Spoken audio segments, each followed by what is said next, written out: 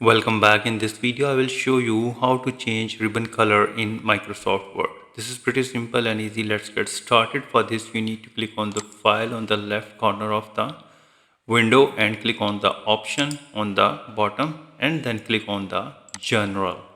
And in the personalize your copy of Microsoft Office, you need to click on this Office theme, which is right now colorful. You need to click on that and choose the dark gray. Click OK. And here it is the change. Again, go to the file, click on option, and now change it to the black. Click OK. And again, go to the file, click on the option, and make it white. Click OK.